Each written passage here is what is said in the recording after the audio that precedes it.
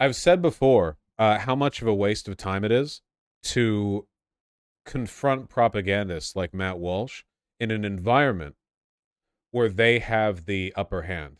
You know, when you have these conferences, especially at universities, the audience is going to be against you. The speaker is standing behind a podium. They have an innate authoritative presence in that environment. And what's more, they control the mic. They can speak over you. Your mic can be cut. Your mic can be pulled from you.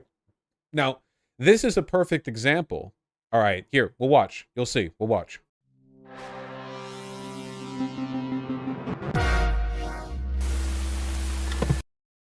How would you define a woman? Because you've asked other people up here Like a person, but smaller. to define how we would define a woman. How would you define a woman, Mr. Walsh? An adult human female.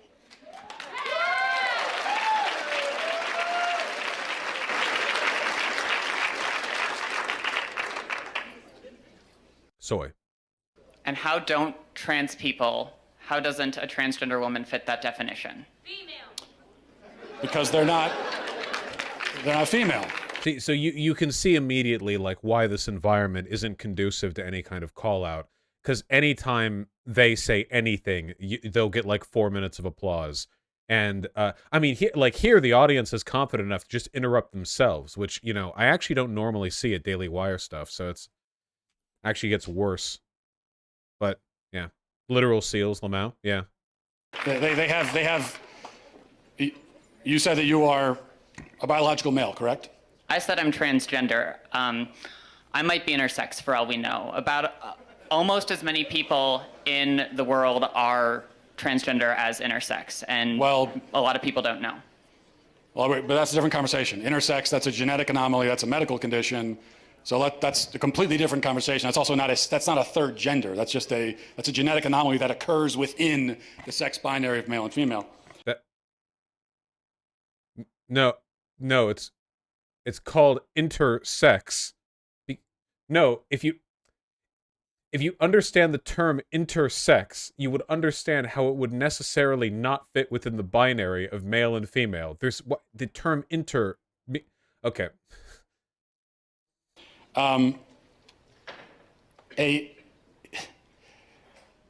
What you're saying is that a quote-unquote trans woman is a female. By the definitions I'm familiar with, yes. So how would you define female? Through my training in healthcare, there are several different categories for how we define sex. People bring up chromosomes. People also bring up... She's doing a really good job, by the way, of holding frame, not looking upset, not getting, like, angry or taking bait or whatever. Like Matt was clearly trying to get her to act up when Matt said, like, so you're a male. You know, like, obviously the point of that was to upset her. But she's staying level in tone. It's very good. Very controlled. Yeah. But her talking points are bad. So far, she hasn't said anything wrong. Factually or rhetorically. Hormone levels. People bring up all sorts of other categories. Lots of people don't fit neatly into a gender binary. Even people we don't consider to be intersex. It's a complicated spectrum. You know, one of the most effective talking points to this would be if you have XY people with complete androgen insensitivity.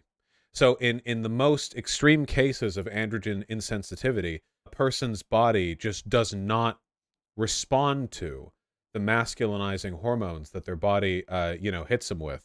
And for that reason, they essentially just turn out female, which is kind of like the body's default, you know. It's more complicated than that, but basically like female unless specified otherwise. Here, look, really interesting stuff. At the far side of androgen insensitivity, complete androgen insensitivity syndrome, or CAIS, where testosterone has no effect on sex development, so the genitals are completely female. That's pretty wacky, you know? I guess the real question is, like, especially in the context of intersex people, where do you actually draw the lines, right? Because the chromosomes that we have dictate the hormone washes that mold our bodies. You know, fetuses aren't male or female from like day one of inception. There's a point where a blob of, you know, they're not stem cells, you know what I mean, developmental cells make choices about which way to develop in a sex-based sense.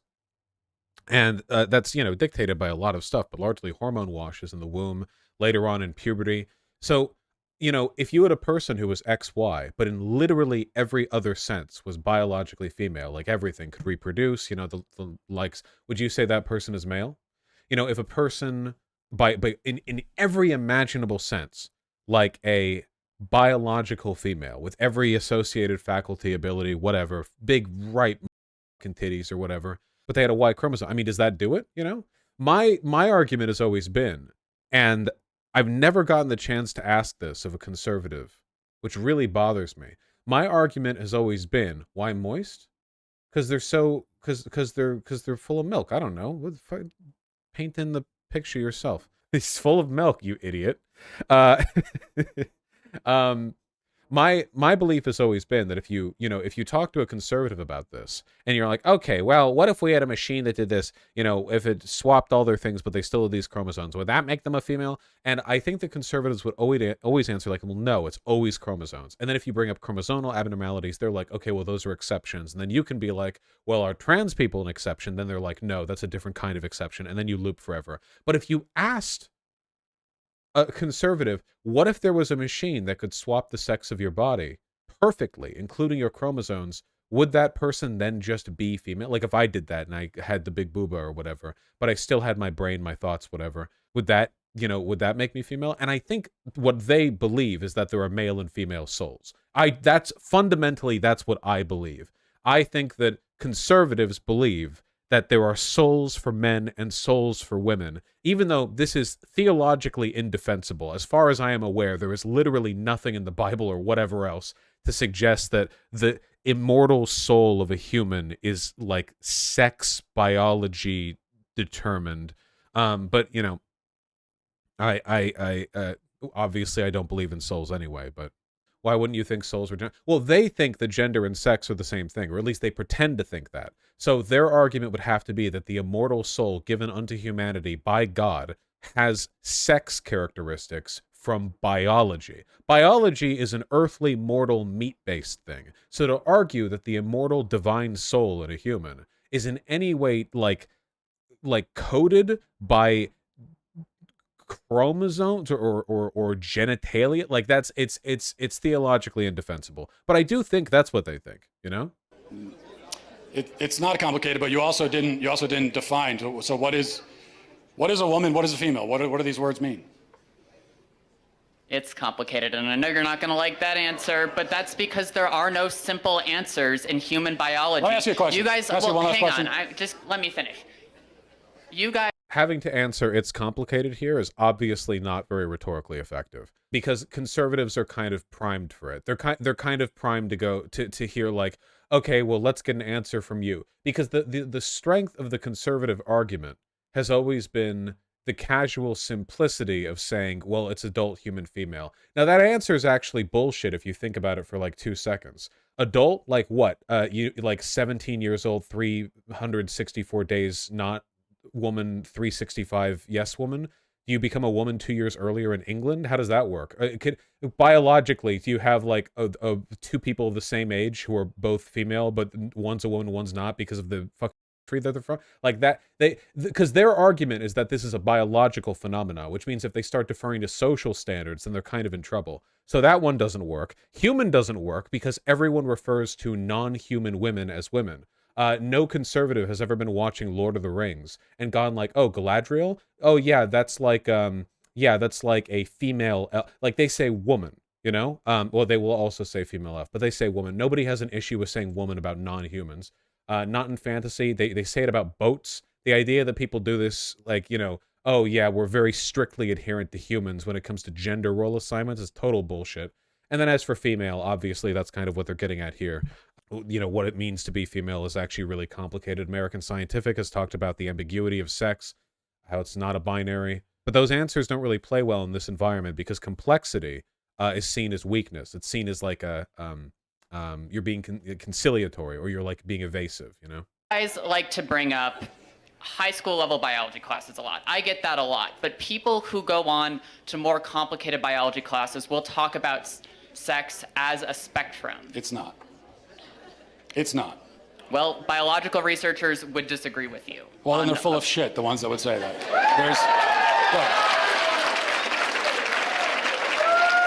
There are... And this is, of course, A, why it's difficult to talk in this environment, and B, evidence the fact that science isn't actually what they're after here. You know, the reason why they talk about first-grade science textbooks is because they're fully aware of the fact that actual scientists disagree with them. Their real arguments are inherent and intrinsic and essentialist. They don't actually think science agrees with them. If they did, then they wouldn't have spent the past forever arguing against the results of scientists and doctors, like in all research done on any of these subjects, you know? All right. There are male gametes and female gametes. Oh, I had one last question. I just have one. I had one quick. Can you come back for 1 second? Because this is an important question. You said you're an EMT. Yes. Okay. If you're responding to a health emergency. Biological male, somebody with a penis, is having a medical emergency, and they say to you, "I think I'm having." Aren't there literally some? I don't know if there are. I don't think there are any intersex people who are true hermaphrodites who can produce both gametes. I think there's like you can semi-produce both or one and part of the other, but I don't think you can do all of both. There are really all of both. Some intersex people have both testes and ovaries. You may be able to get pregnant on your own if you also have a uterus. However, if you have testes, they may be releasing more testosterone than would be optimal for conception and pregnancy. Oh, okay. Oh, so there are humans who produce both. It's just that if you have a fat right pair of balls, it floods your body with too much tea for your uterus to work properly. That makes sense. Wacky world we live in. A miscarriage. Wait, what? Would you check them to see if they're is having a medical emergency, and they say to you, "I think I'm having a miscarriage." Would you check them to see if they're having a miscarriage? Would you consider that a possibility for them? So right off the bat, this is a profoundly retarded question. They were talking about what it means to be female, and his long-winded response, this hypothetical, is what if you as an EMT showed up and somebody had big cock and balls, but they said they were having a miscarriage? What would you do? What the does that have to do with what we were talking about? Like in any way, shape, or like what significance? I would just remove the ball instantly. I would simply remove the balls. Yes, I'd grab the balls and twist.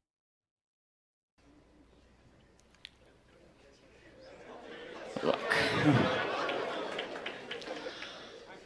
No, but that's because some people don't have body parts. See, they think this is an own. Like, they literally think the argument of this person is that everyone can have miscarriages no matter what. And if a person can't have a miscarriage because they don't have the parts for it, then that means trans people aren't real. Like, they don't know. They don't understand. They have no clue. I think... So I don't blame her for biting the bait here, because the purpose of this was like retard question gets retard audience to do retard applause, obviously. I don't blame her for that. I think the best thing she could have done in this would have been to ask clarifying questions that would have made it clear how dumb the question was. So she could have asked, so how do I know they have a penis and ball? Like, okay, so wait, so they're saying they have a miscarriage, but they have like no extra, so they just have a penis and balls. It's like, and then you could, rather than answering directly, because again, like any yes, no, or what would I do would get applause from the audience, you could just be like, you could just say like, well, what would lead me to believe they weren't just one of the many people I deal with in my job who are incorrect about what their body's doing? Actually, I think that'd be almost perfect. Maybe that's not the perfect phrasing, but I think that's the exact right thing to say. Like, oh, what about, so like people mistake medical problems to me like literally all the time. So what would I be, what's the point of this exactly? And then Matt would have, like, the audience wouldn't applaud to that. Matt would then have to go like, well, that proves transgenderism. Not real, wrong. And you could bite with that. But I don't blame her. I'm obviously sitting in my computer chair and she's right up there, so I don't blame her for not. Yeah. Doesn't mean they're not a woman. Okay. Sounds like we've established there are some people who, in principle, can get pregnant, and there are some people who can't. Again, like this is the level you're operating at in these conversations. Like this is literally, this is still where they're at.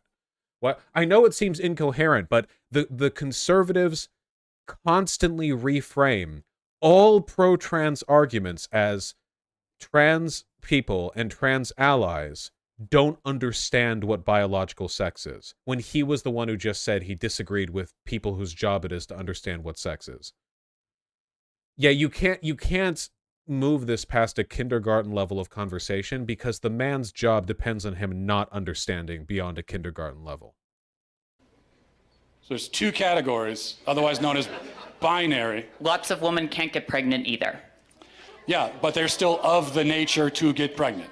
I've been seeing this a lot lately from conservatives, where they are basically openly admitting that there's nothing biological behind their argument, and they're going back to like conceptual essentialism. Haven't you seen this on Twitter, where there are like conservatives who are like, what is a female? A female is a person with the purpose to produce eggs. What the f is that? What is biological purpose? What the f does that mean? The real, like, the truth of this is that this is Nazi shit. The use of the term purpose here is because he's doing this like hyper essentialist, like it is the woman's role to be barefoot and pregnant, and also in his mind probably 14. But that's not biology at all. This is the difference between like a prescriptive and a descriptive claim. Purpose is not, nature doesn't have purpose. There's no purpose to nature. That's not how it works. Natural selection doesn't have a purpose. It just happens in accordance with principles that exist. That's not a purpose. It's like saying that the purpose of a marble you drop in a pachinko machine is to end up in one of the slots at the end. It's not. It just follows gravity. There's no purpose to it. The only but reason they can't get pregnant. Yes, but truth matters, right? It does. That's what I'm trying to explain to you. Good rebuttal from her, or good with the truth matter. That's good. I like that a lot. I like that a lot. Truth matters, and they can't get pregnant. That's the truth. So how are they still women? Because they really good, really good from her. Yeah, you have to be aggressive and assertive. For the same reason that I can rightly say that human beings have two legs, and if a person is born with only one leg, that doesn't call into question the statement that human beings have two legs. Okay? Yeah, it does. Yes, it does, because then definitionally, a person with one leg wouldn't be human. You would say humans generally have two legs. This is why definitions are complicated. Yeah, he's literally saying like, okay, well, I make this claim about what humans are biologically. Some humans aren't like that biologically, but they're still humans. So what about trans people? That's her argument. Yeah, okay.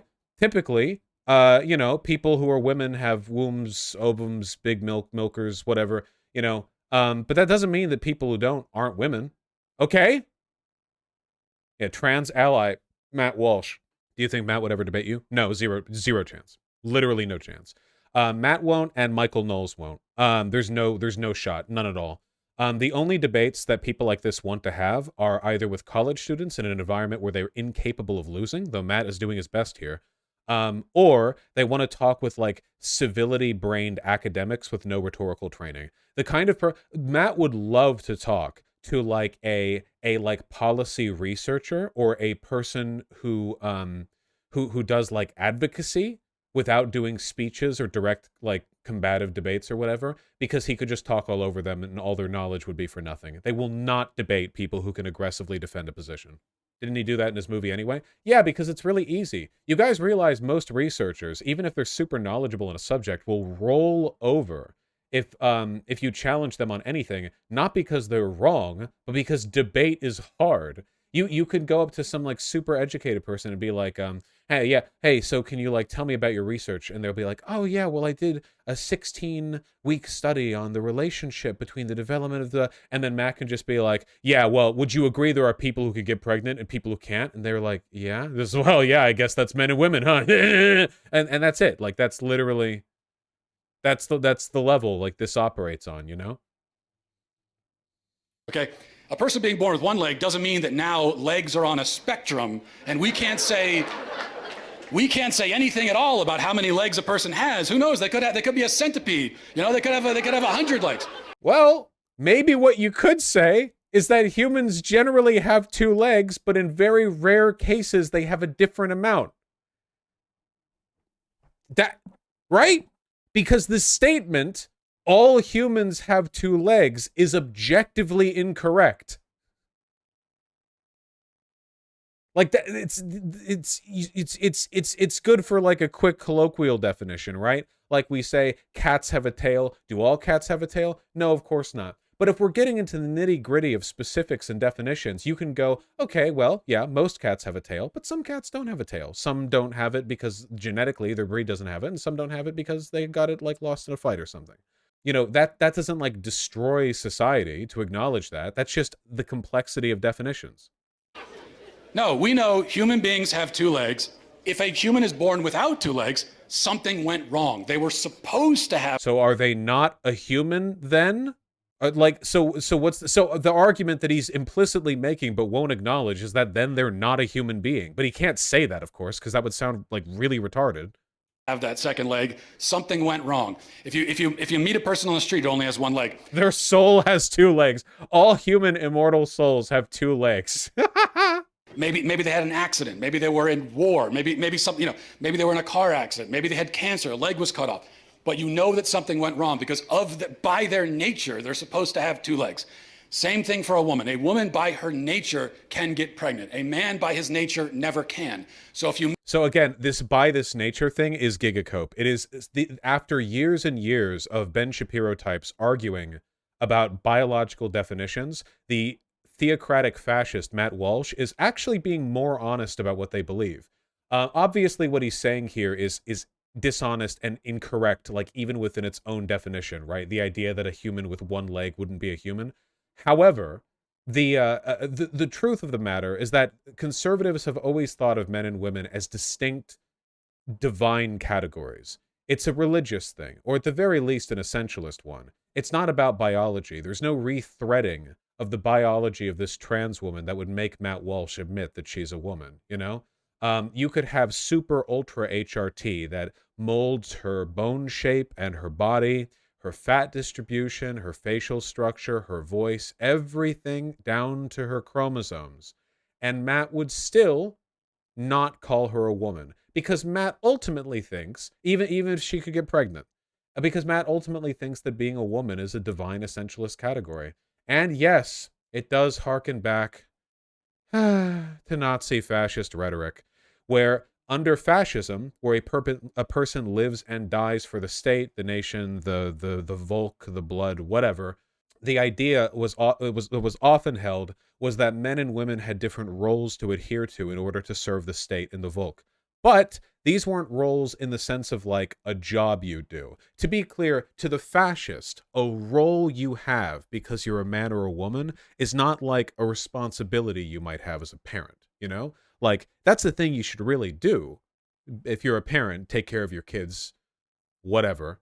But it's not the same as the role they're talking about. The role they're talking about is a divine and essentialist empirical category, a designation by God and the universe that you are meant to do this specific thing. You understand what I mean? But this has always been what they believe. The biology thing is just a cope. Meet a woman of childbearing age, say she's 28 years old, and she can't get pregnant, you know automatically that something has gone wrong. And she can go to the doctor and find out what that thing is, even if they can't fix it. So that proves that women by their nature can get pregnant, because the simple fact that she can't shows you that there is something wrong. This is what is known as the exception that proves the rule. Whereas what? First of all, no. That is not what the exception that proves the rule means. The exception that proves the rule has always been a colloquial kind of, oh, well, look how rare this one example is. Therefore, like, you can understand that the other thing is the more likely thing to happen. not something you would engage in with like ultra specific definition terminology meandering. It's absolutely not. Second of all, the argument that he just made essentially is we have a social standard where we believe some people should get pregnant. Therefore, definitionally, we say something is wrong when they can't. You guys understand? So again, I wonder what Matt Walsh would think of the fact that womb transplants are already happening. It's not going to be long now before we get the first highly publicized transgender woman giving birth after conception. And when that happens, we must acknowledge that if a transgender woman has had a womb implant but can't get pregnant, she would still go to the doctor and ask what's wrong. And the doctor would be responsible for finding out what. Because the real thing the doctor is there to do is assess the well-being of the womb, not of the innate categorical womanhood of the patient. You all understand what I'm talking about? Ludicrous. Absolutely ludicrous. Whereas if a male with a penis can't get pregnant, no doctor on earth is going to run tests to see what's wrong with it. Unless, of course, they did have a functioning womb and uterus. Now, how many people are there with a functioning womb, uterus, and penis? Willing to bet probably not that many. But it's not impossible. And if we're talking about definitions, you know, it's pretty important to work out these edge cases. Now, I don't have much in the way of negative words for this lady here because, again, the environment that she's in makes it impossible to really win here, I don't think. But I think she did quite well. And what's more, you know, I think in watching this, you can think, which kinds of arguments really stump people like Matt Walsh? Well, he got flustered when she said the truth matters. That was funny. It's a reminder that this man mostly does his work behind a desk and doesn't really have the charisma to respond to direct confrontation that well, especially not when he's like, you know, expecting it. Additionally, he seems to struggle a lot with ambiguity. He relies on essentialist non-biological terminology to prove so-called biological truths while ignoring actual biological truths from doctors. You can see the weakness in the rhetoric here, right? Unfortunately, it's a weakness that's almost impossible to exploit when you get 20-second sound bites at most and the audience is primed against you. So, you know, ideally you would really want to do this one-on-one. Because they already know it's that he's a male, and there's only male and female, those who can get pregnant and those who can't. So, that's it. Vaush define essentialist. It's a really broad term. But when I think of essentialist, I think of a kind of person who assigns definitions the way they are because they are the way they are. They're the kind of person who clumps up and groups together categories of being, of concept, and doesn't seem to care very much about like the nuance or divergences between like individual facets of that group. Obviously, things can be grouped for like convenience's sake when we're talking about some concepts, but the thing is here, like with regards to essentialism, what I'm really talking about here, it's not just essentialism in the sense of like, I don't know, a lack of nuance when discussing definitions. What we're talking about essentialism here is Matt Walsh and conservatives believe in like a literal, divine, universal category aspect to men and women. A lot of them are religious, but a lot of them just engage in religious thinking, you know, where, I mean, the only reason we have men and women is because we just adopted a mammalian biological standard. There are mammals, by the way, that do not adhere to anything that even remotely approximates our sex differentiation. But, you know, as long as we're settled on this, it's just a product of a random process. You know, there are plenty of animals on this planet that don't abide by our rules, but they think that the way we are with men and women is some kind of like, it's this innate, this distinct, and this cosmically significant separation, which of course it's not. You know, zygotes are made of the same matter, whether or not the child is to be male or female. It's literally just what chemicals you get washed with that determine whether or not you end up a male or a female. It's so silly. So silly.